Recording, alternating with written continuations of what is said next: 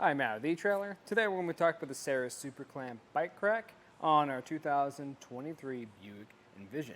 Now, this is going to be a great rack if you're looking for something that's going to do a really good job at holding your bikes down in place, and it's going to be easy to work with, and it won't take up much space back here. So let's check it out. So what we're mainly going to be focusing on is how the bike and the rack is interacting with the vehicle. So right now, we're really close. If we're on some bumpy roads, this would be moving around some, we might make contact right here. It just depends on where your pedal is. Right now, I don't have to worry about that, but we have plenty of space by our handlebar. Now we can open up the hatch. It's going to be a little bit of a tight fit because I do have a mountain bike at the moment, but I can tilt it back though by pulling on this lever and pulling it back some. Not going to have a super aggressive tilt, but it can carry 60-pound bikes, so that's part of the reason there, since it is going to be compatible with e-bikes.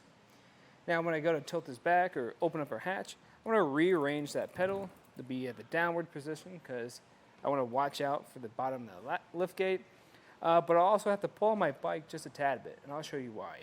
So when it's coming up, it's probably going to make contact with the handlebar if I didn't push that back some.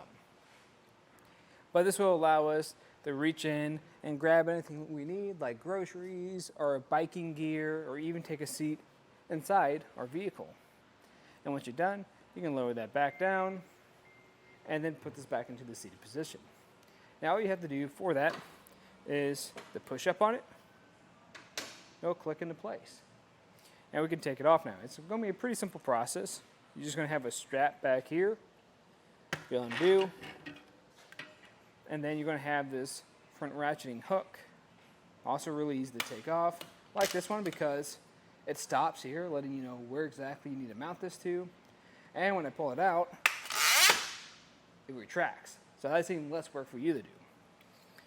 And since it's not making contact with any of the frame of the bike, it's going to be great for those alternative or carbon frame bikes. And now I can take it out for a ride. So looking at the cradles of the rack, you'll notice that the front end has a pretty large cradle. That's going to do a really good job at holding that front tire in place, which is important because that front tire does pivot some. But from here, we can get a couple measurements. Let me just make sure I put this strap back into place. And what's also cool about this is it goes up and down the tray to accommodate a wider range of wheelbases. So the first measurement I'm going to get is going to be the ground clearance. Back here we're looking at about 18 inches, which is going to be pretty good. Now you have those heavy e-bikes that you're going up a steep hill. Definitely watch out for bottoming out. Just be a little bit more mindful around driveways or parking lots. Now for the total distance away it sits, we're going to be at a little bit under 23 inches, which is really compact for a 2-bike rack. And that's one of the nice things, especially when we fold it up too. Because it won't save you too much space on the back of your vehicle since the pivot point's way out here. If I get that now, we're going to be at a little bit over 14 inches. Still really compact, but the big thing here is we can save space and open up that lift gate. So that's pretty rare with most bike racks back here. Now when I close that up, the other benefit of this is we're not going to block anything, since especially it kind of divots down the center some, so you don't have to worry about blocking your license plate, your backup camera, taillights, or your back window. Now you're probably going to still pick this up in your backup camera, but that's a good thing because we want to make sure we're not going to make contact with anything.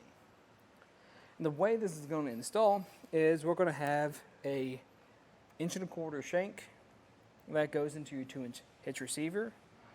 And we're going to have this 2-inch sleeve adapter that allows this to work. If I take that adapter off, it'll work with 1.25 inch shanks or receivers instead.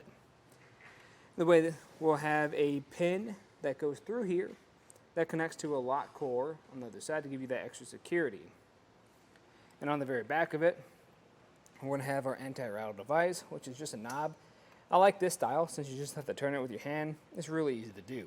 That's going to prevent a lot of that shaking or rattling from this.